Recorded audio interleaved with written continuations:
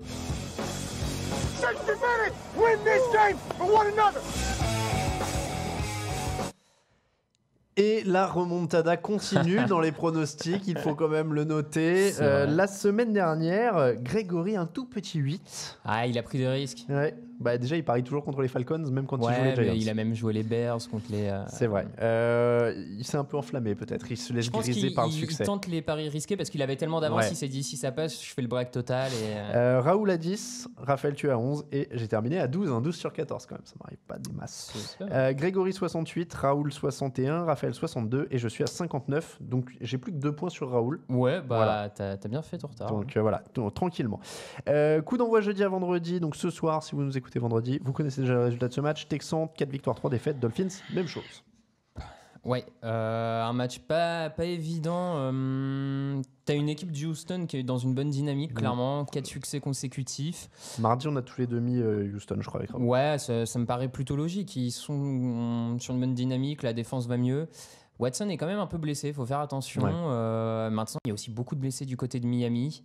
Oui, eux, ils auront même le pas dernier en date, Albert Wilson, leur receveur qui faisait beaucoup de gains. Ça paraît trop compliqué pour les Dolphins, quoi. Donc Houston pour toi aussi. Coup d'envoi dimanche à 14h30. Alors accrochez-vous bien pour les horaires cette semaine. Parce que nous, on passe à l'heure d'hiver dans la nuit de samedi à dimanche, je vous le rappelle. Donc 14h30, Jaguars, 3 victoires, 4 défaites. Eagles, 3 victoires, 4 défaites. L'an dernier, Blake Bortles a lancé 4 touchdowns à Londres. Et il est à 3 victoires sur 4 matchs à Londres. Je dis ça comme ça. Peut-être que leur anglais... Et alors, moi, plus que Bortles, est-ce que la pelouse à Wembley, ça aide pas un peu plus les défenses ? Parce que c'est pas des conditions de jeu hyper rapides, peut-être. Je sais pas, franchement, là, Après, au niveau du jeu de jambes, est-ce qu'on pourrait dire que ça avantage l'attaque parce qu'ils ont l'avantage sur les défenseurs. Mais je sais pas, souvent, c'est pas des gros scores quand même à Londres, j'ai remarqué. La semaine dernière, c'est quoi ? C'est encore 20-19 Ouais, je me rappelle de match où il y avait eu des grosses spells et les Jaguars qui ont mis les Ravens l'an dernier, justement. Ah oui. Ouais, mais c'était dans un sens à chaque fois. Ouais, bah ça, de toute façon, c'est. Parce qu'il y avait eu un Rams Patriots à 45-12 pour les Patriots. Il y a eu même un Patriots Broncos qui avait été. Enfin. Pas de Buccaneers. Ouais, qui avait été une volée, ouais. Mais. Et les Ravens l'an dernier, dit Camille. Bon, je donnais ça comme ça. Après, moi, Carson Wentz va plutôt bien, donc Eagles pour moi. Ouais, Eagles. 2 équipes qui ont quand même besoin de la victoire pour rester au coude à coude en tête de. Enfin, proche du leader de leur division. Ouais, je vais aller sur les Eagles qui ont l'air mieux quand même des deux côtés, on va dire. Coup d'envoi dimanche à 18h, donc, puisque je vous rappelle que les Américains ne passent pas encore à l'heure d'hiver, ils passeront une semaine ou deux après, je sais plus, une semaine après. Ça dépend des années. Bon, bref, c'est pour l'industrie d'Halloween. On a fait des recherches apparemment et du barbecue. Enfin, ils décalent les heures selon les industries. Donc, coup d'envoi à 18h, ce qui voudra dire, j'en profite pour dire que le fauteuil sera à 17.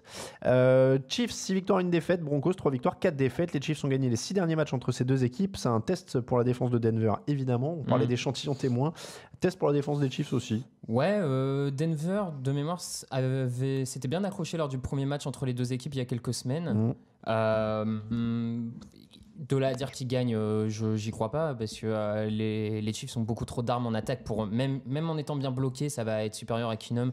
Donc je vais aller sur les Chiefs, mais pour ceux qui aiment la numérologie, les deux équipes ont gagné sur le même score la semaine dernière, 45-10. Voilà, c'est un présage, je ne sais pas de quoi, mais c'est un présage. Donc les Chiefs pour tout le monde. Steelers, 3 victoires, 2 défaites, 1 nul. Browns, 2 victoires, 4 défaites, 1 nul. Les Steelers ont l'air de monter en puissance après un début de saison compliqué. Cleveland a l'air de plus peiner. Qu'est-ce qui manque aux Browns ? C'est le play call, c'est le coach. Pour moi, le problème des Browns, c'est vraiment une histoire de coaching parce qu'il y a du talent des deux côtés du terrain. Il y a beaucoup trop d'erreurs, beaucoup trop d'inappréciation, de mauvaise lecture en attaque, en défense. Je pense que c'est vraiment un problème de coaching et ça me rassure pas quand je vois que Hugh Jackson va reprendre la main sur le play call offensif. D'autant que Todd Haley retrouve son ancienne équipe. Ouais, il sera motivé. Bon, c'est très bizarre. TJ Watt face à Myles Garrett, beau duel de pass rusher. Ouais, carrément. À distance. Et Levon Bell, au moment où nous enregistrons, qui n'est toujours pas revenu à Pittsburgh. Donc, on l'a annoncé. Il n'a pas l'air très motivé encore. Alors, j'avais lu, je ne sais pas si c'est 9, pas. Semaine 9 alors, non, en théorie, ça devait être là. Mais j'avais lu, je ne sais plus si c'était Pro Football Talk ou ESPN, qui disait s'il sent que les Steelers seraient peut-être enclins à le transférer. En fait, s'il n'a pas envie, il attend la fin de la date limite des transferts pour revenir et rester à Pittsburgh. Donc voilà, peut-être ça, mais parce qu'il ne doit pas être transférable tant qu'il n'a pas signé, en fait. Vu qu'il n'a toujours pas signé son franchise tag, il n'est pas sous contrat. Donc, non, effectivement. Donc il n'est pas transférable. Donc il y a ça, voilà. Donc Steelers Ouais, Steelers. J'ai oublié sur le match d'avant, on n'a pas fait un petit coucou à Chad Kelly qui a fini de gâcher sa carrière visiblement cette semaine. Ouais. Voilà, donc Chad Kelly, c'est fini. On en reparlera peut-être plus un autre jour. Giants, une victoire, 6 défaites. Redskins, 4 victoires, 2 défaites. C'est une rivalité de la NFC Est. À New York, les Giants gagnent plus de yards, mais Washington a une vraie bonne défense quand même maintenant. Ils ont perdu que 5 ballons aussi cette saison, les Redskins. Il n'y a que les Falcons qui ont fait mieux avec 4. Alex Smith perd très peu de ballons. Je veux dire, ça ne m'étonne pas, ça correspond un peu à son style de jeu. Tout en sécurité dans les bons côtés et les mauvais côtés. Et Peterson ne les perd qu'en playoff, donc pour l'instant, voilà. c'est plutôt bien. Donc moi, sur ce postulat, je vais prendre quand même les Redskins qui sont plus solides. Les Redskins, notamment s'ils dominent au jeu au sol avec les Giants qui viennent de perdre leur meilleur défenseur contre la course. Un petit mot là-dessus ? Non, aucun commentaire. Alors on est un peu obligé quand même parce que c'est un peu il va falloir dépasser la frustration. Non mais donc on rappelle Damon Harrison, donc Snacks Harrison, le defensive tackle All-Pro en 2016, mais toujours à un bon niveau, envoyé à Détroit contre un choix du 5e tour. Donc c'est le grand ménage qui a commencé. Et là il y a Apple aussi d'ailleurs depuis la dernière émission, je crois, qui est parti chez les Saints. Lui vous le regrettez un peu moins. Moins parce que entre l'attitude et le niveau il y a moins de regrets clairement, mais non mais voilà, le general manager a décidé de faire table rase de tout. Il aurait peut-être fallu y penser au printemps finalement. Ouais, c'est ça. C'est parce que les choix d'avant avaient plus donné le sentiment que l'équipe voulait gagner. Et là, allez. Ouais, là, c'est un peu bizarre. Bon, Redskins pour tout le monde. Lions, justement, 3 victoires, 3 défaites. Seahawks, 3 victoires, 3 défaites. Damon Snacks Harrison est arrivé, on l'a dit. Ça tombe bien face à une équipe qui va courir. Et c'est ça, contre des Seahawks qui ont montré une vraie volonté d'aller au sol ces dernières semaines. Chris Carson est à plus de 100 yards sur les 3 derniers matchs. Donc ça va être important. Il lâchait quand même 5,3 yards par course les Lions jusque-là. Donc si Harrison est opérationnel d'entrée... Et je pense qu'il le sera parce que c'est un joueur qui est assez, à mon avis, intelligent pour vite apprendre le playbook. Et alors dans ce cas-là, est-ce que ça change suffisamment de choses pour que Détroit devienne favori de ce match ? De toute manière, je pense que Détroit l'est quand même un peu par une attaque peut-être plus variée. Ils sont à domicile. Je pense que Détroit l'est quand même un peu, mais c'est un match qui me semble assez serré quand même, que peuvent en penser visiblement les cotes. Je ne sais pas s'il va tout de suite changer. De toute façon, le jeu au sol va clairement être le facteur de ce match entre les Seahawks qui ont besoin du jeu au sol pour s'imposer, et on l'a vu, l'attaque des Lions qui a besoin de son jeu au sol aussi pour arrêter ce côté unidimensionnel. Donc moi je vais aller vers les Lions, mais je suis pas du tout étonné si les Seahawks l'emportent, franchement. Oui, non, vrai match incertain. Moi je vais prendre les Lions aussi. Pour Harrison, s'il y a un apport, et puis encore une fois, la dynamique au sol est bonne avec Kerryon Johnson. Ouais. Donc s'il construit là-dessus, on est loin quand même de l'équipe qui était censée quasiment imploser après 2 matchs là, au début. Comme quoi, ça va très vite les saisons NFL. Après 2 matchs, Patricia avait perdu le vestiaire, etc., etc. Là, ça commence à revenir quand même. Donc Lions pour tout le monde. Bengals, 4 victoires, 3 défaites. Buccaneers, 3 victoires, 3 défaites. Les Buccaneers, qui l'air de rien, ont quand même l'attaque la plus productive de la ligue sur les yards. Voilà, je vous le dis. Alors le problème, c'est qu'ils peuvent aussi faire 1 milliard d'erreurs. Voilà. Ils sont à moins 9 sur le ratio de turnover, pour vous donner quand même une idée. Donc, c'est 1000 erreurs. Voilà. Oui, c'est ça. Les 2 défenses prennent plus de 400 yards par match. Donc, ça va pas être un festival.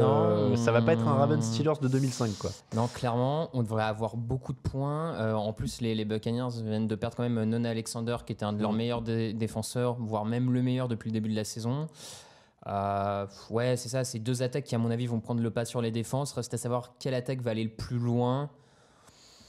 J'ai envie de donner les Bengals qui paraissent un peu plus réguliers en tout cas sur ce début de saison, mais c'est sur la régularité aussi. Ouais. J'ai donné Bengals là-dessus aussi. Bears, 3 victoires, 3 défaites. Jets, 3 victoires, 4 défaites. Les Bears ont l'avantage dans tous les domaines statistiquement sur ce match. Les Jets perdent plus de ballons qu'ils n'en grattent. Ils sont à -1 pour le turnover. A priori, sur ce qu'on a vu en début de saison, c'est les Bears qui semblent avoir l'avantage quand même. Ouais, les Bears semblent avoir l'avantage en défense. Après, en attaque, on a vu que Darnold pouvait faire des choses bien, que Trubisky était capable de faire des choses bien et moins bien. Parce que sincèrement, la semaine dernière, ok, il est pas loin d'arracher l'égalisation, mais s'il se fait intercepter 5-6 fois, c'est pas surprenant. Il a des passes assez hasardeuses. Donc, 2 équipes qui peuvent faire des erreurs, mais comme tu dis, la dynamique pousse à aller vers Chicago pour le moment. Allez, Chicago pour tout le monde. Panthers, 4 victoires, 2 défaites. Ravens, 4 victoires, 3 défaites. Ça, c'est un beau match bien physique, comme on aime bien. J'aimerais pas être le quarterback ou les linemen offensifs parce que là, les deux front seven envoient du bois, quoi. Donc, puis il y a 2 quarterbacks relativement costauds en plus, c'est trapu. Donc, c'est des équipes physiques. Ouais, c'est clairement physique. L'équipe qui va gagner la guerre de tranchées risque de gagner ce match. C'est dur parce que les Panthers ont montré un beau mental quand même pour aller chercher la victoire la semaine dernière face aux Eagles en étant menés. Les Ravens étaient loin d'être ridicules face aux même loin de là d'ailleurs. Ils ont failli aller en prolongation. Aux Saints. Moi, je vais partir sur Baltimore. Peut-être grâce à son jeu au sol. Je sens Alex Collins peut-être un peu plus capable que McCaffrey de porter l'attaque. Mais bon. Moi, je vais prendre Panthers, mais encore une fois, il est très dur. Sur la dynamique, un Newton qui était bien, qui fait un gros dernier carton. Mais ça va être très très dur pour lui. Il va falloir aller chercher tout. Donc, Panthers, mais beau match à suivre. A priori, celui-là à 18h, faites-vous plaisir. Coup d'envoi dimanche à 21h05 en prime time, donc quasiment en France. Oakland Raiders, une victoire, 5 défaites. Colts, 2 victoires, 5 défaites. Bon, c'est pas le prime time le plus fou que vous verrez. Il y a 2 ans, c'était quand même un choc de la AFC. Ouais, c'est vrai. Il y a 2 ans, c'était la folie, ces deux équipes avec des super jeunes quarterbacks. Charles, ça devait presque être une finale AFC pour 2-3 ans, on s'imaginait quoi. Très bien. C'était la nouvelle rivalité. Et ben non. Bon, il y a T.Y. Hilton et Marlon Mack qui sont revenus et qui ont fait un gros match. Qui font beaucoup bien. Moi, je vais dire Colts pour surtout ça. Surtout Hilton, il permet d'étirer l'attaque des Colts et de concentrer les défenseurs adverses sur lui. Donc Colts aussi. Et qui est le coureur numéro 1 du coup des Raiders? C'est ça, Doug Martin pour le moment. C'est Doug Martin, vu que Marshawn Lynch est blessé. Donc ils ont réussi à sortir quelques bons matchs de Marshawn Lynch. Là, ça devient vraiment un défi. Ouais, là, ça. Donc on va dire Colts. Coup d'envoi dimanche à 21h25. Arizona Cardinals, une victoire, 6 défaites. 49ers, une victoire, 6 défaites. Décidément, les matchs de 21h pour l'instant, c'est du glamour. Les Cardinals ont gagné les 7 derniers matchs entre ces deux équipes. Exactement. Voilà. L'attaque des Cardinals a un nouveau coordinateur offensif. Ils sont à 220 yards par match actuellement, donc ça peut difficilement être plus bas. Ah non, ça peut pas être pire. Alors, là, en dessous, on recule. Est-ce que tu crois qu'on va retrouver David Johnson? Peut-être. Donc leur nouveau coordinateur Byron Leftwich était déjà dans le staff de Bruce Arians. Moi, j'ai envie de croire que ce changement de coordinateur offensif va leur faire du bien avec une semaine pour se préparer. Donc perso, je vais aller sur les Cardinals. Je pense qu'on va avoir un bon match de David Johnson, un Josh Rosen qui a eu le temps de bien voir ce que proposent les 49ers. Moi, je pense à un petit Cardinals. Dans ce genre de match de bas de tableau, j'ai toujours du mal à... Ça peut aller dans tous les sens. Je trouve que les Cardinals, finalement, ont plus de talent pur, vraiment de playmaker. Tu vois, il y a Larry Fitzgerald, il y a David Johnson.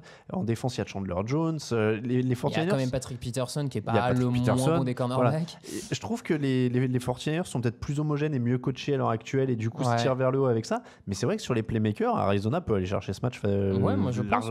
C'est largement d'ailleurs, leur seule victoire cette saison à Arizona, c'est contre les 49ers il y a 2-3 semaines. Je vais rester sur 49ers. Je crois que j'ai mis ça. Je vais rester sur 49ers. Mais tu me fais hésiter. Je vais rester sur... Parce qu'il faut que je remonte un petit peu. Alors j'hésite, parce que je sais que les deux autres ont mis Niners. Pour moi, celui-là, c'est du... Allez, je vais dire Cardinals. Je changerai dans le fichier. On dirait que j'ai encore le droit de changer. C'est vrai. Je vais dire Cardinals. Rams, Packers, on a dit Rams tous les deux. Coup d'envoi dans la nuit de dimanche à lundi, donc à 1h20 du matin. Vous coucherez plus tard ou vous lèverez plus tôt. Je ne sais pas dans quel sens vous préférez faire. Vikings, 4 victoires, 2 défaites, 1 nul. Saints, 5 victoires, 1 défaite. C'est la revanche du miracle des playoffs de l'an dernier. On parlait de test défensif. Là, voilà un beau test défensif de plus pour les Vikings. Et Everson Griffin qui devrait être de retour. Everson Griffin de retour qui va faire du bien, que ce soit sur le pass rush et même en termes de leadership dans cette défense. Tu dis test défensif pour les Vikings, j'ai même envie de dire test défensif pour les Saints aussi, qui se sont plutôt bien comportés la semaine dernière face aux Ravens et notamment contre le jeu au sol. La défense de New Orleans c'est vraiment bonne cette saison, en tout cas fait un bon début de saison contre la course. Ces deux attaques assez explosives, Thielen, Michael Thomas, Breeze, Cousins, c'est un vrai choc, hein. Franchement on aurait pu le mettre en affiche. Vrai beau match. Moi je vais partir sur les Saints parce que je veux continuer à croire à cette grosse saison des Saints, donc je vais partir sur eux. Mais On l'a pas mis en affiche, on vous dit tout, c'est parce qu'on avait déjà mis les Saints la semaine dernière, donc on voulait pas répéter tout le temps. Mais clairement, super match, d'autant que tu disais qu'ils sont bons contre la course. Statistiquement, en fait, ils ont la meilleure défense au sol sur le nombre de yards par match. Donc c'est pas ce qu'on attendait forcément des Saints, mais ils sont là. Et les Vikings, en fait, vont être testés sur tous les secteurs où ils avaient du mal en début de saison, c'est-à-dire leur jeu au sol à eux et la défense. Donc c'est hyper intéressant pour ça. Kirk Cousins est toujours bon, mais c'est pas mal. Après, les Saints, le souci en défense, c'est qu'ils arrachent peu de ballons, seulement 5. C'est vrai, c'est le problème ils sont avant-derniers en fait, avec Jacksonville et juste devant San Francisco sur le nombre de ballons arrachés à l'adversaire, donc c'est le seul bémol. Il est dur à pronostiquer aussi. Il est dur, et ce qui est pas mal intéressant, c'est que la défense des Vikings est malgré tout cette saison la défense qui a le meilleur taux de stop sur 3e tentative. Les Saints l'ont montré la semaine dernière que jouer des 4e tentatives, ça leur fait pas peur. On pourrait avoir encore 4-5 4e tentative jouée. Enfin, je vais prendre les Saints pour la revanche des playoffs en plus. Un petit côté, comme ça. Et puis le match peut-être avec le moins de suspense sur le papier, c'est dans la nuit de lundi à mardi à 1h15 du matin. Bills 2 victoires, 5 défaites. Patriots 5 victoires, 2 défaites. C'est quand même l'opposition la plus déséquilibrée. Je vous donne les yards en attaque, 381 par match pour New England, ce qui n'est pas énorme, il y a des attaques à plus de 700, mais Buffalo c'est 234, donc en dessous il y a qu'Arizona. La défense des Bills est meilleure statistiquement, mais on a vu que contre les Bears... et même contre les Colts, elle a explosé la semaine dernière, la défense des Bills. Alors c'est ça, les Bills ont explosé contre les Colts, et les Patriots contre la défense des Bears qui était censée être forte, ils en ont mis 38. Donc les Patriots sont à 3 matchs de suite à 38 points. Ils carburent là, ça y est, le rythme en attaque est retrouvé. Le Sean McCoy a été commotionné au dernier match, donc je sais même pas s'il a déjà... Il n'a pas encore reçu, je crois, on enregistre le feu vert des médecins. Il s'est entraîné visiblement, mais bon. Donc s'il est incertain, ils ont déjà Derek Anderson aux commandes, enfin bref, c'est la plus grosse cote de la semaine. Patriots. Au repos, Falcons, Cowboys, Chargers et Titans. Et on vous rappelle évidemment que c'est du côté de Londres que se joue le Jaguars Eagles. Donc on vous souhaite un bon match si vous allez profiter de Londres. C'est le 3e et dernier de l'année.